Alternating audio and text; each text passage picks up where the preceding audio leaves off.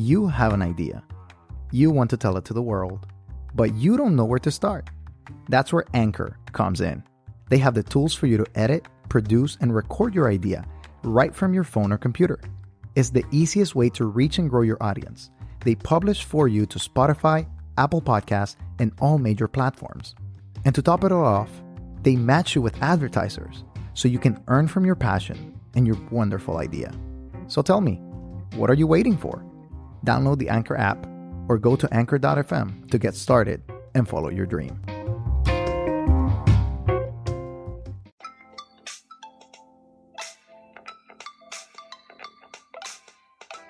Welcome to Disruptive Adventism. My name is Katelyn Campbell, and I will be your host for this podcast. This podcast is about discussing the polemical statements and practices that are part of the Adventist fabric, which in turn shape this belief system to be unique and relevant for today's society. Welcome, and thank you for tuning into this episode of Disruptive Adventism. Today I am joined by a special guest, Jose Gonzalez, who's here to talk about a very interesting and important topic. So before we launch into what we're discussing today, Jose, you want to tell us just a little bit about yourself, where you're from, what you like to do? Sure.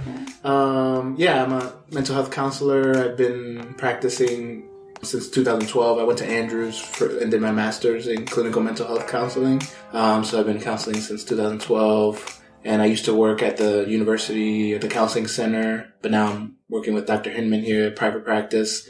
And yeah, I enjoy it. I'm finishing up a sexual health certification course through the University of Michigan. So it was really Brad that brought me into the sexual health field. You know, he was doing that before me, and I took a sex therapy class with him and just kind of fell in love with it. It's something that is it's an awkward thing to tell people, like, hey, I'm a sex therapist. You know, I always get that, like, interesting look, like, like, if they don't know if I'm joking or something like that. But, but part of that's part of the reason why I went into it.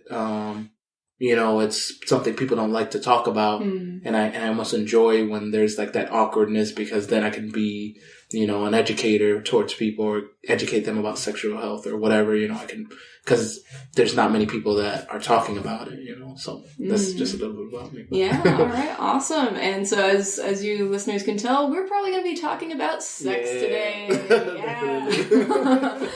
So, disclaimer, no. Yeah, prepare yourselves. Got that important and yet often taboo topic that we're going to discuss today. And so, yeah, let's talk about that to start with. Why do you think sex is so taboo to talk about? Just like in general, but then even especially in Christian circles. Yeah, I think our society paints sex in a interesting way, whether it's in movies or obviously like pornography.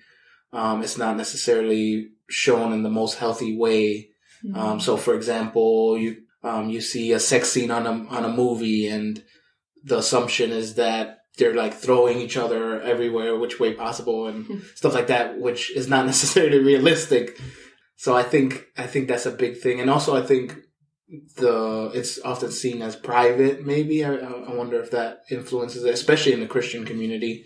You know, something that you do at homes and in your bedroom. So I wonder if that influences it too, where it's not something you talk about in public, you know. I don't know.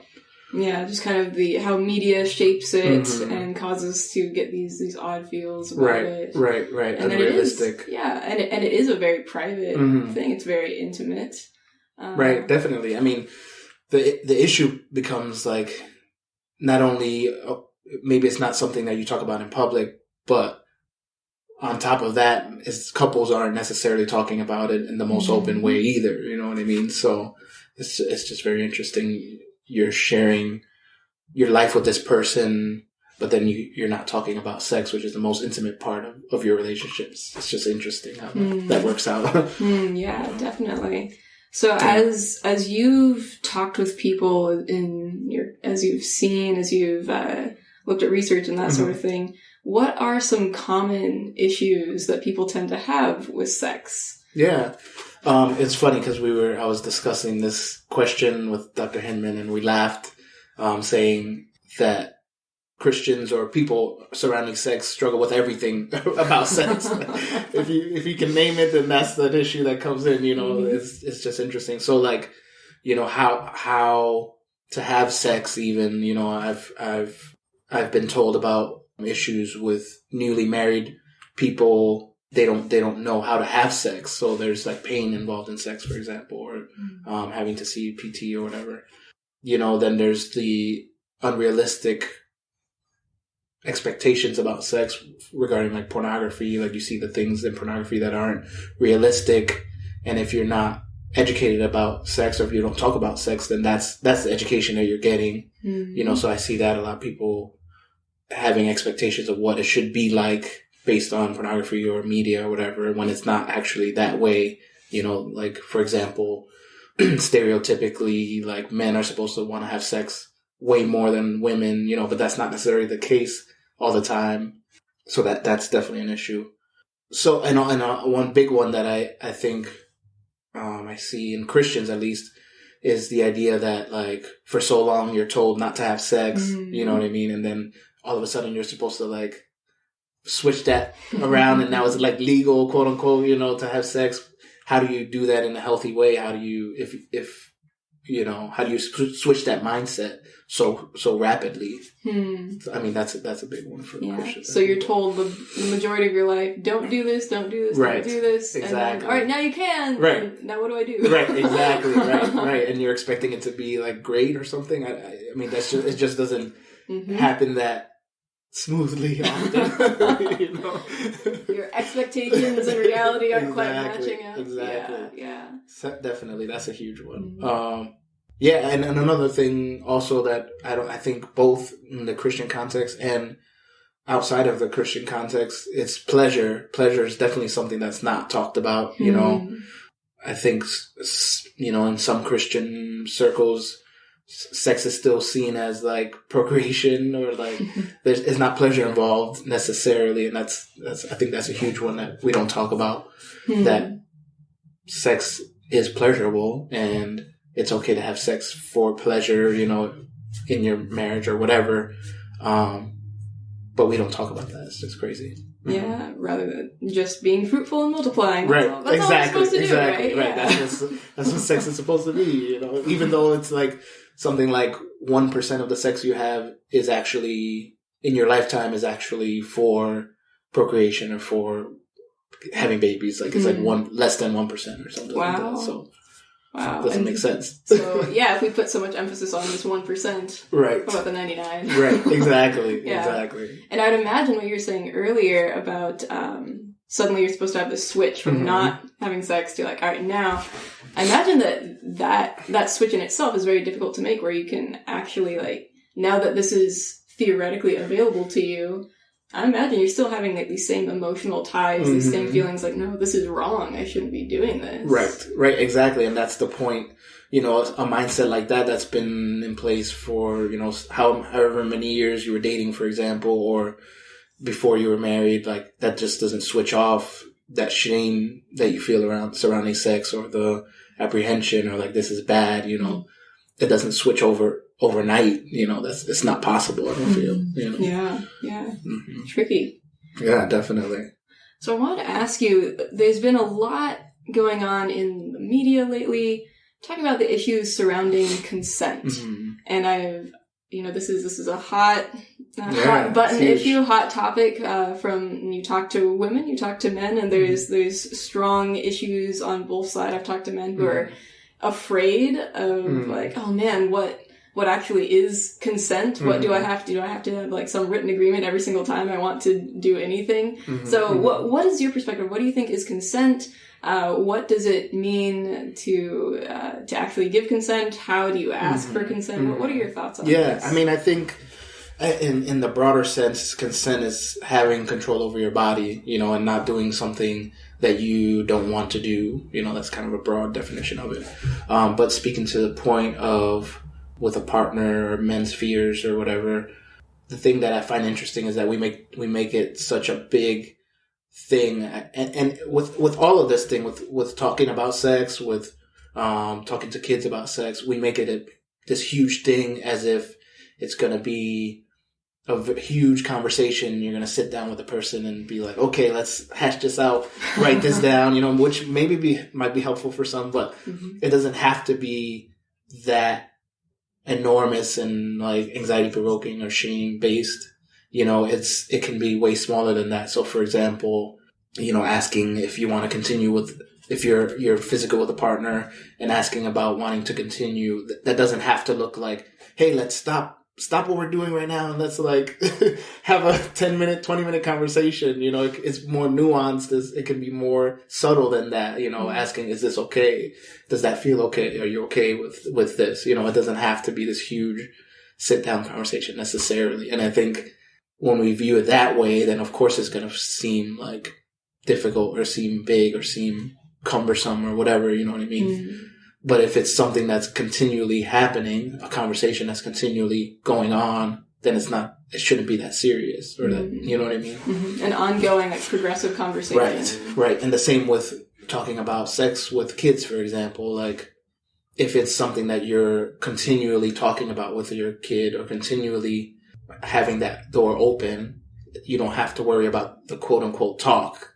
That's going to be huge. You know what I mean? Like, it's just interesting. We make it so much bigger than I feel it needs to be. But yeah. You mentioned not consent necessarily, but that conversation. Sorry, sexuality. right. You mentioned the talk.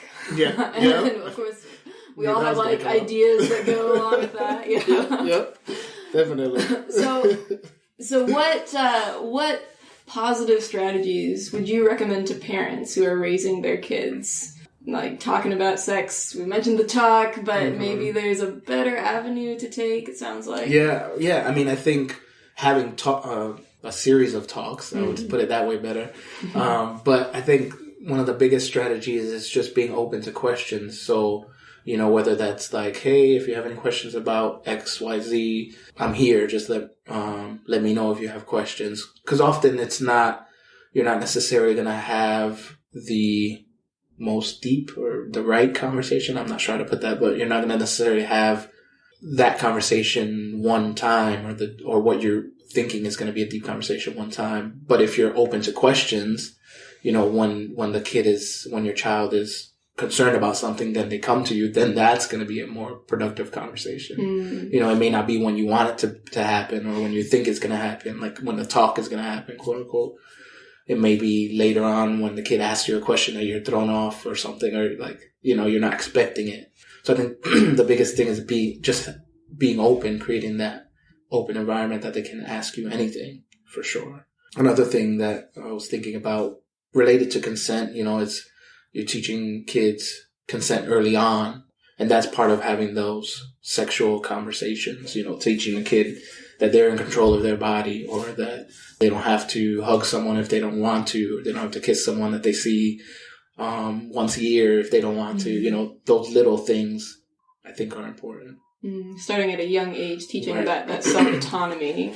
Right, exactly. And again, I think the theme that I'm seeing, as I was thinking about this, is making it's not as big. You don't have to make it as big as it is. It's an important topic, and not to downplay talking about sex. I think it's very important, but it doesn't have to be this huge gesture. Again, if you're doing it consistently, if you're talking about consent consistently when kids are younger, or talking about sex when they're younger, then it shouldn't be that big of a thing because you've already been doing it consistently, Yeah. So it's important, but the more that we engage with it, the more we address it, the less weighty it feels. Exactly. Yeah, that's a perfect way. You said it way better than I could. You that's set perfect. It up for me. You set it up. Gave you a lob. The assist. Yeah, exactly. That's perfect. And the one thing that came out of thinking about this topic was one way that was a pretty cool way to put it, was we should be talking about sex with our kids as much as we're talking about the Sabbath with them, or as much as we're talking about clean and unclean meats, for example. Those aren't conversations you have one time and then it's done. Then you don't have to talk about it anymore. You're having it ongoing, and something happens during the Sabbath and you're like, and you sit your kid down and talk about whatever that is, or it's just an ongoing thing. So you should be talking about sex as much as you're talking about that. To me, that sounds like quite the mental shift. Because in our church, that's a common, like, yeah, we'll talk about the Sabbath. We know our Sabbath well. We know that fourth commandment. Right. To talk about sex that much, right? That's big. Yeah, that's quite a change. Very different. It's very different. So that means, talking about sex at pretty much every Sabbath, or almost every Vespers on Friday, or almost any Bible study that you have, or almost any small group meeting that you have. You know what I mean? Like, if you're putting it in that perspective, like, it's happening a lot. If it were happening that much, And when you say talking about sex, this is of course like a broader concept of what we're talking about, right? Like for dating relationships, for actual physical intimacy, to is that what you're saying? Exactly. I mean, there's so many more aspects to sex than just intercourse, essentially. I mean, that's the but we're talking about intimacy, talking about unwanted touch, talking about pleasure, talking about past experiences, past sexual experiences, or pornography, or whatever. There's so much more than just the act of intercourse. Yeah. All right, awesome. So that's kind of from a parental perspective. Now let's take this back a little bit as a church. I know I've had times where I've talked to groups of teenagers and I've said, hey, what have you heard about sex from the church? And they say, don't do it. That's literally all that they'll say they've heard. What do you think? What are some approaches how we can talk about how we can engage with sex in and as a church that promotes a healthier perspective and maybe helps head off some of these problems that we mentioned earlier, and ultimately helps us be the people that we're supposed to be? Right. That's a big question. All right. Give us all the answers. Jose. I'm gonna solve everything. I wish I had that much power. But I mean, I keep bringing me back to talking about it. It sounds simple, I don't know, but I understand as an organization there's things that you can't say maybe, or things that you say differently because you're an organization. I get that, but I just don't. I don't know. It's a hard question to answer. I think you're having to base your assumption off of the assumption that people are having sex, like like it's happening whether you want it to or not. I don't know. And maybe that's blasphemous for me to say, but. So assuming that it's not happening is not helpful, it's not. So whether that's as an organization, as a parent, as a leader in your church, as a youth pastor, whatever the case is, going under the assumption that it's not happening is not helpful, Yeah. So if you're presenting the talk or sex as an assumption that it is happening, and then here are your choices to mitigate that, whether it's, if you want to be abstinent or safe or whatever, I feel like that's maybe a better way to go about it. It's hard though. I mean, as an organization, at least Adventism, I'm not sure that's a big leap to make for the organization to make the assumption that everyone's having sex right now. Yeah. But it's not helpful to have the assumption that nobody's having sex. I don't know. Yeah. Because if we work with that assumption that it's not happening, then the reality, if it is happening, we're not assisting those people who are already engaging. Right, exactly. You're alienating. I'm not sure what the percentage is, but I'm sure it's a high percentage of people that are engaging in sex. Plus, even within our beliefs, our tenets, if you're married, hopefully you're having sex, right? So, exactly. So there's a high percentage of people that exactly right. I mean, and maybe that's the place to start. Which I think there's people that are doing that to some degree, but maybe that's a place to start in married sex. Having those conversations or opening up those avenues for people to ask questions or trying to destigmatize that part of sexuality in the church. Mm-hmm. I don't know. All right, great. So I keep hearing talk. We need to talk about it. We need to bring this to the surface. A lot more than we are now. Yeah. Which is not hard to do. Right. You'd be surprised, I guess, but yeah. Definitely. So you are a therapist, mm-hmm. and you're working in this field. You get a lot of raised eyebrows at times. Yeah, definitely. What is it that you are doing that's helping to bring about positive change for people? Let's hear about you. What are you up to? I mean, the main thing I do these days is therapy. With whether it's couples, whether it's sexuality things like LGBT issues, whether it's pornography or out of control sexual behavior is the way we put it, actually. But that meaning with sexually explicit material or out of control with partner or with other people. And that includes infidelity. So right now, that's kind of the main thing I'm doing is counseling people, couples, individuals, teens, children. But I definitely am pushing towards, I think part of my work and the work that needs to be done is the education piece. Mm-hmm. So whether that's presenting on sexuality or having workshops or whatever, there's not as much of that needs to happen. And this podcast is kind of a step in that direction, of the education piece.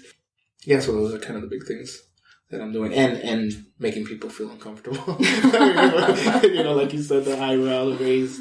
Because if someone can ask me, like, whoa, what does that mean, or if I can break someone's stigma about, like, for example, sex therapists, sometimes the thought is that sex therapists have sex with their clients, which is weird. But if I can break that stigma, things like that, mm-hmm. then I'm halfway, I'm doing my job. Mm-hmm. That's some good myth busting. Yeah. Definitely huge myth. All right. Excellent. How about the average person? What can I do? What can the average Seventh-day Adventist church member do? Yeah. Average parent, average person. I know we've talked a lot about talk. Mm-hmm. Is there anything else that you would say for how we can produce positive change? Yep. I mean, I think, in the same vein of allowing people to ask questions of you is also asking questions yourself, informing mm-hmm. yourself, whether that's with articles about sex therapy or sex-related articles or YouTube videos. There's a lot of sexual education things on there. Books. One of the books I have here that Brad has, it's called Good Pictures, Bad Pictures. And it's a way to talk to kids about pornography and bad pictures, if you will. Yeah, I mean, being informed yourself, I think, is a huge thing, because if you're prepared for the questions that are going to come to you, then that's half the battle, mm-hmm. with putting out information, valuable information. So seeking out information mm-hmm. yourself, seeking good resources, perhaps for helping to educate others, but sounds like also for self-education as well. Definitely, yeah. I mean, a lot of, when I began the program in University of Michigan, a lot of that was breaking my own sexual expectations or sexual milieus or whatever for myself before I can help others, you know what I mean? So there's a lot of that we at times don't even realize we have some of those myths or some of those expectations, Mm-hmm. So I think breaking that for yourself is important. Mm-hmm. That self-reflection. Right. Yeah. Definitely. All right. Awesome. Jose, this has been great. I really appreciate all the conversation, all the talking about sex. This is where it starts, right? Yep, exactly. And hopefully this podcast will help people talk more about sex. That's right. So here on Disruptive Adventism, we always, of course, love to give our guests the final words. So any last thoughts you want to leave us with today, Jose? I mean, I think for me, I focused today a little bit on parenting, and it's fun. It's just at the forefront of my life right now. I have a 2-year-old and one on the way. Congratulations! Thank you. I appreciate that. But I think it starts early, and it's never too late. Though it's never too late. It's not to say that you haven't started with your child, then you can't, or as an adult later on. I think the biggest thing I would take is the concept of leaning in, so when you're feeling awkward, for example, or when you're feeling anxious, one strategy is to lean into that emotion and to be with it and like feel it and like, okay, what is this emotion telling me? I feel like the same strategy can be used in talking about sex. It's going to be awkward. You're going to feel weird. You're going to feel like, oh, like everyone's looking at me, or I don't really want to talk about this, or whatever, Mm-hmm.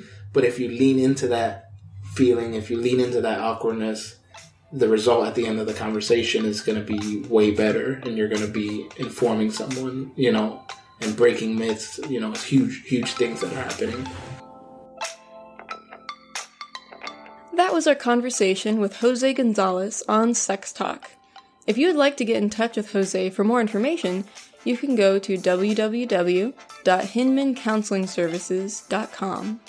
If you would like to get in touch with a sex therapist in your area, you can search through the American Association of Sexuality Educators, Counselors, and Therapists at www.aasect.org. Thank you for listening today. We appreciate that you have taken the time to listen to our podcast and ask that you share it with others. Please leave a review on iTunes or your favorite podcatching app. If you're enjoying our content, we want to invite you to consider contributing to our cause by becoming a patron, where you will receive exclusive content, have the ability to sit down with the Disruptive Adventism team, and ask relevant questions for Adventism and society. If you're interested in contributing, head to patreon.com/Disruptive Adventism. Another avenue for contribution is to purchase our merchandise through Amazon or tpublic.com. You can find the links to our merchandise on our Facebook or Instagram pages. We also hope that our content has intrigued you a little bit and that you decide to stay around for future podcasts. If you have any comments, feedback, or a topic you would like us to discuss, please go to our website at www.disruptiveadventism.org or shoot us an email to disruptiveadventism@gmail.com. We're eager to engage in discussions about any matter, so don't hesitate to contact us. This has been it for today. We hope you join us next time. And as always, we invite you to be disruptive.